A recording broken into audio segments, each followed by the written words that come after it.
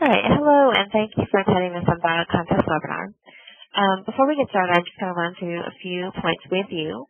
First off, if you want to make what you're viewing full screen, just press the Alt key and then Enter, and that will make it full screen. Second, I'm just going to have to ask you to hold all of your questions until the end of the webinar. Just because it takes a little bit too long if you pause, every time someone has a question. So if you can just wait till the end, there will be time to answer questions then. Last, if you have phoned in instead of pressing the audio conference, so if you called a number in order to hear the audio conference instead of using your computer, then just be aware that that is a two-way connection. So if you talk or make noise, everyone else in the webinar, myself and the other attendees will be able to hear that. So if you could just try to keep quiet until the end, and then if you like, you'll be able to speak up and ask some questions. So, all right, so first off, I thought I'd just quickly run through what Sumdog actually is. Some of you may not have actually seen the website before, so I thought I'd just give a quick overview. So this is the homepage, the Sumdog homepage. Sumdog is a new math website which offers free games. You can sign up as an independent student or using a teacher account for free. Teachers can create their own customized activities for their students, and students can track their progress and work towards goals which are set for them by the website or by their teachers. And everything that I just mentioned to you is free, so you can see here's a little chart of what's available. You can see there is quite a lot of stuff on the website which is available for free. The only thing which requires a subscription is the student in class reports. So, that's if you want to see the detailed reports on what the students are doing, then that is what you would buy the subscription for. Now, we will not be using the reports during the contest, and there's no obligation to buy anything either before the contest starts, or during the contest, or after the contest finishes. And you can continue to use the accounts you create even after the contest ends. So there is no, it's not a trial or something like that, which will expire as soon as the contest ends. All right. So now, first I'm going to show you how to enter the contest. So I'm going to go to the Regents page. So this is the link that most of you will have received either from us or from the organizer in your area. So you can see it's just a long list of states. So I'm just going to click on, let's say that I'm in California, so I'm going to click on this. Now, this will show me a list of all of the contests in California, and then down here I can see also where these contests are on the map. On this page, something which is quite useful is this link, so the Sumdog Contest FAQ. So this is a list of all of the most frequently asked questions that we get about the contest. So, if you have questions about how the contest is run, how to participate, anything like that, how to sign up, what you need to do to get signed up, this page is probably your first protocol. This will answer most things I would think that you would need to know. If there's something, which is not here, then you're more than welcome to contact us and just ask. So let's go back to the contest list. So let's say that I want to enter this first contest, so the Lake and Nassau County contest. So I'm going to click the Enter link. Now, this page has just, at the bottom here, it's just a list of the prizes which are available. So there's the overall prize. That goes to the most questions answered correctly by a school overall during the course of the contest. There's daily prizes for most questions answered correctly on that day. And there are also prizes for the top 10 students who've answered the most questions overall. Now, for the daily and overall prize, the way we calculate those results is that we average the number of questions, the total number of questions answered across the number of participating students. So even if you are in a very small school, there's definitely no disadvantage in terms of competing against a larger school. It should be fair for everyone. So there should be no difference.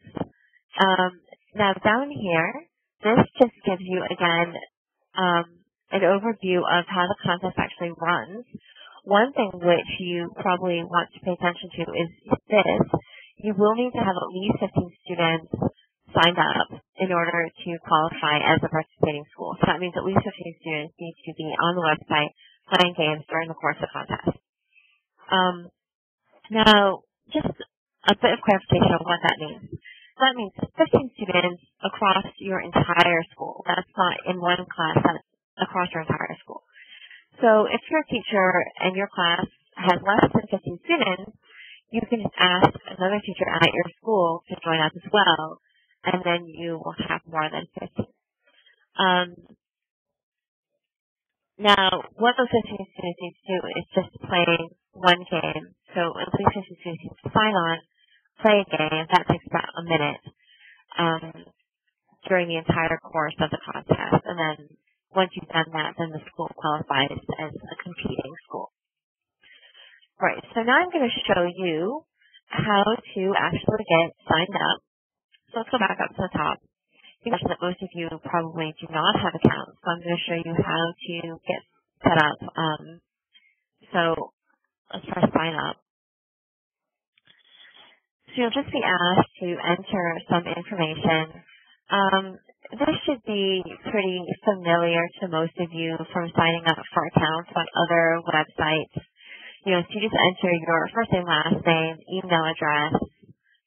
I'm going to choose a password for myself. You have to enter it twice to make sure you type it the same way both times.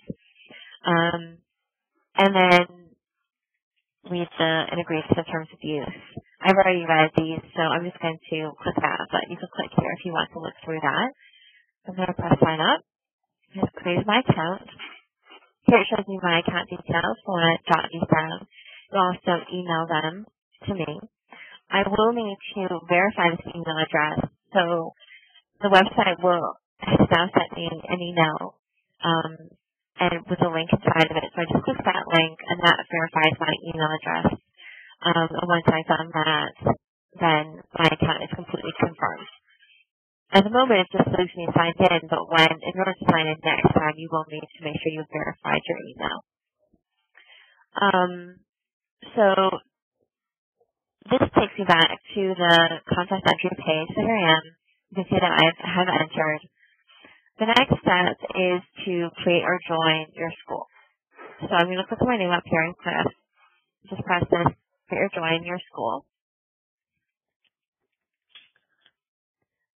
Here, first I'm going to search for my school. I'm just going to enter a fake zip code so you can kind of see what that would look like. Now, this is just, again, a fake that I'll join this school, the Carlisle Senior School.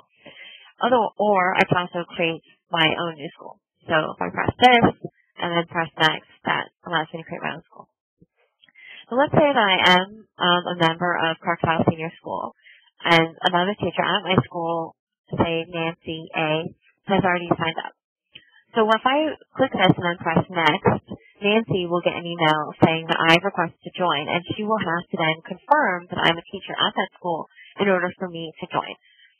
Now, one question which we get a lot is who gets emails? It's just anyone who's already signed up. So if anyone at your school who's already on Sumdog. If you press this and you press next, and somebody at your school gets emails, but, maybe they don't check their email regularly, maybe they've left the school, and so they are unable to approve your request, you can just email us and ask us to approve it for you, and we will do that. Now, most of you probably will not have your own schools on here already, so I'm just going to show you how to create your own new one. So just going to make sure this is selected, then press next. And you see I just have to enter my school information. Down here, make sure you select the right country. So this should be the United States, and I also have to select my state and select my time zone. I'll also have to enter this information as well, but I'm not going to actually run through the whole thing right now since it's pretty straightforward. Entering this information basically just allows other teachers to then join, as you just saw. and search for your school will be able to find it. So that's quite helpful. So you do want to make sure that you enter complete information here. Down here, again, you want to make sure that you've selected the correct time zone. Otherwise, activities that you create will turn off at the wrong time for the students. So just make sure you've got that selected. And again, the correct country. I'm not going to actually create this school because I've already created an account. So let me just log out now. And I'm going to log into a teacher account that I've already created. So this is the account that I've already set up. You can see when I log in for the first time, it takes me to this page. So this page is actually the student page. This is what the students normally see when they log in. The reason that we take you here first is just to allow you to kind of check in and see what are my students up to, what are they doing at the moment. So you can just kind of see, what's available to them. It also, if anything's changed on the website, you'll become immediately aware of that. Right, so now in order to get to the teacher section, you just click this teacher link at the top.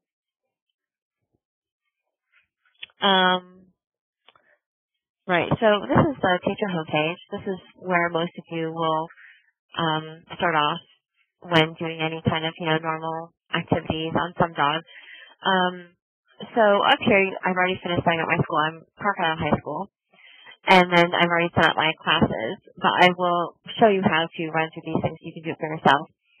So one thing which most of you will want to do when you've set up your school is to invite other teachers to join you. So to do that, you just click this menu at the top, press school.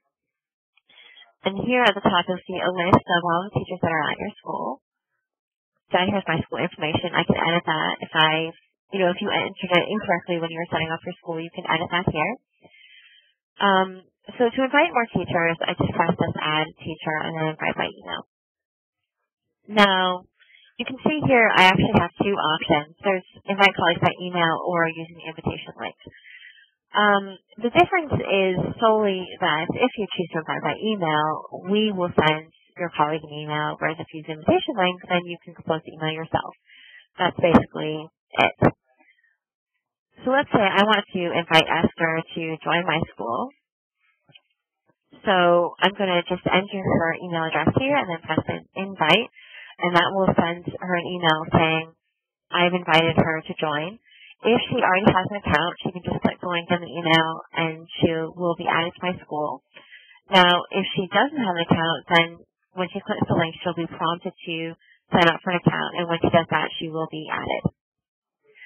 The advantage to doing it this way, as opposed to letting teachers sign up individually, is that they do not have to, as I showed you before, search for their school information, find their school, request to join, all of that. This just allows them to join up automatically. The invitation link, this is useful if you want to invite lots of teachers. So let's say I want to invite, 20 teachers at my school to join. The invitation link is a lot faster. You can just copy and paste this into an email and send that to anyone using your own email client. Right, so that's how to get other teachers on the website. Now let's look at how to get students on the website. So this is the students page. Again, I got here by going to this menu and then clicking students. As you can see, I already have lots of students set up, but I will just show you how to do that.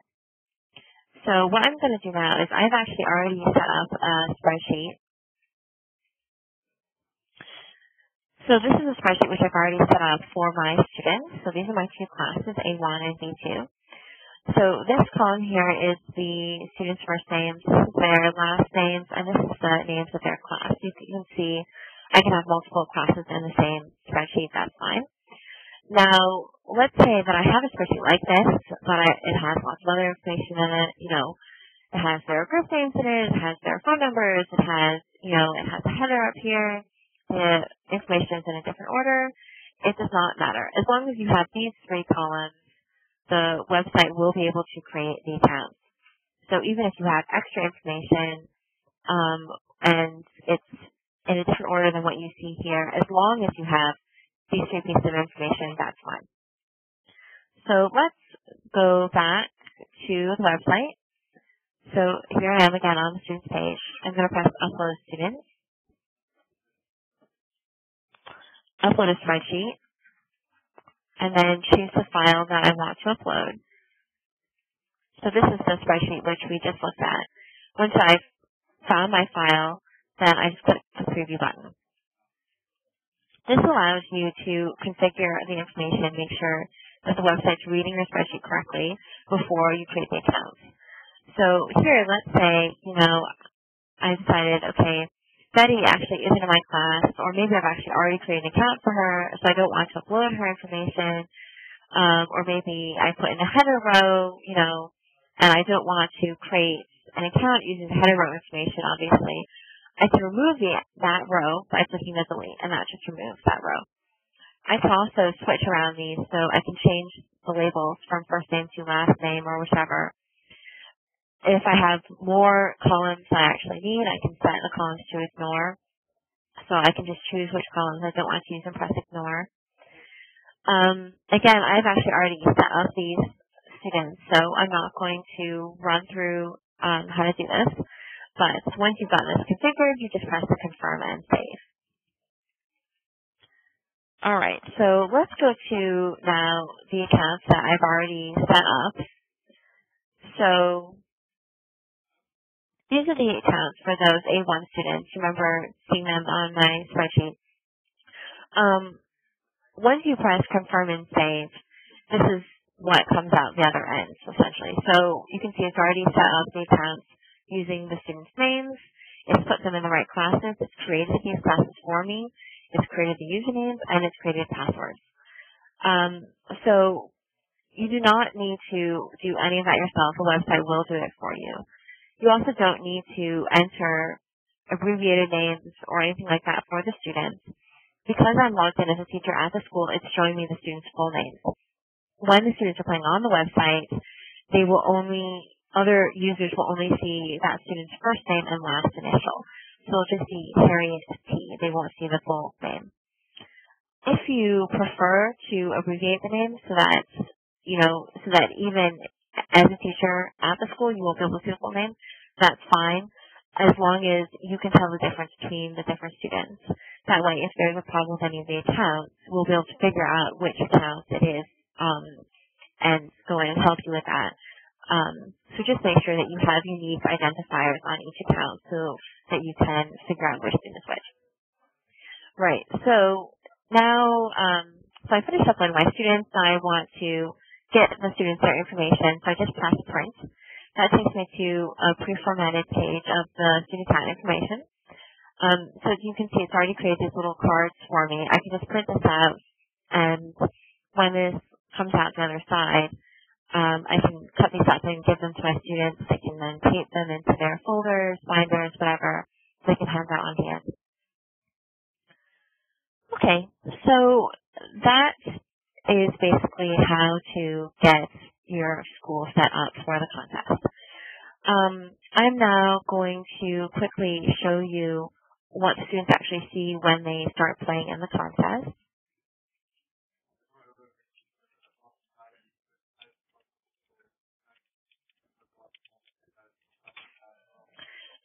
So I'm now signed in as one of my students.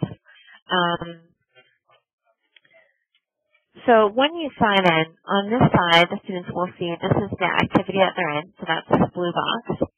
The red box shows them who they're currently playing against, and the green box shows them what game they're currently playing in.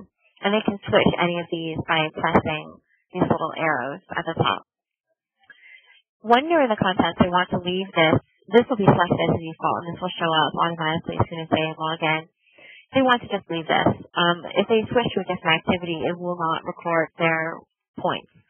So they just want to make sure that this is just left as is. Now here you can see I can switch between what kind of results I'm viewing. So right now it's showing me the top students, but I can also see the top schools or the top schools today. You can see it's reminding me here that I need to have more people play in the contest. Okay, now on this side, this chooses which game that I'm playing in. So each of the games on Sumdog has a slightly different interface. Some of them are multiple choice. Some of them students have to type in the answer. Which game the students want to play in is up to you. For the contest, they will be able to play in all of the games. Now, each of the games, the game will just draw the questions that are used in the game from whichever activity has been selected on this side. So because I've chosen contest for my activity, the game will just automatically draw questions from the contest pool. The contest activity is a progressive activity. What that means is that it adapts to the student's ability. So as the student goes along, the website will detect how quickly and accurately it's answering the questions and then give them questions which are at an appropriate level. That means that both quite young students and quite old students should be able to compete against each other fairly. I'm just going to show you a little bit of one of the games.